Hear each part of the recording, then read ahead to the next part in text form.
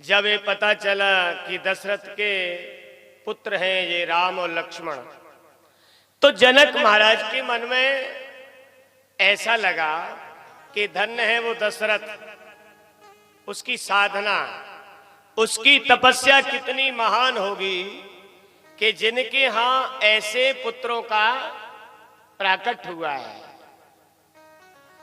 और जनक महाराज आनंद में डूब जाते हैं और मन में विचार करते हैं कि ये राजकुमार दशरथ के यहाँ प्रकट हुए, मेरे यहाँ भी होना चाहिए था, लेकिन अब ऐसा तो हो नहीं सकता। ये मेरे शिष्य बन जाएं तो ये भी नहीं होगा, क्योंकि गुरु वशिष्ठ के शिष्य हैं। पुत्र नहीं बना सका, शिष्य नहीं बना सका, लेकिन इतना अवश्य है, इन पुत्रों से, इन राजकुमारों से मैं कोई ना कोई नाता अवश्य जोड़ूंगा। अरे और कुछ नहीं तो इनको जमाई राजा बनाऊंगा। हाँ, देखिए ये जनक जी का भाव है, परमात्मा से तो कोई ना कोई संबंध जोड़ना ही पड़ता है।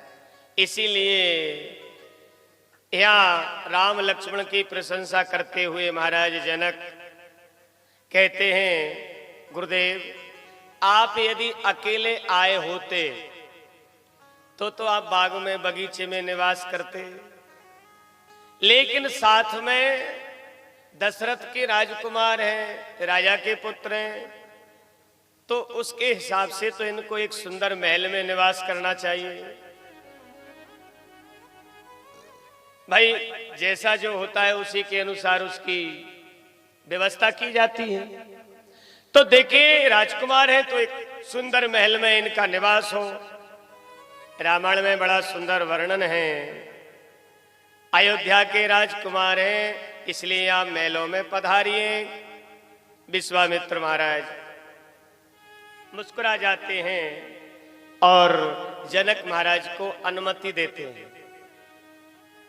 इधर महाराज जनक ने गुरु विश्वामित्र और राम लक्ष्मण दोनों को एक सुंदर सदन माने एक सुंदर महल में निवास दिया।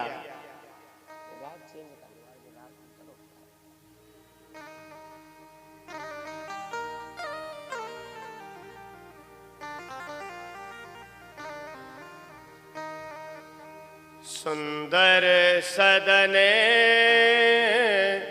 सुखद सब काला, सुंदर सदने सुखद सब काला।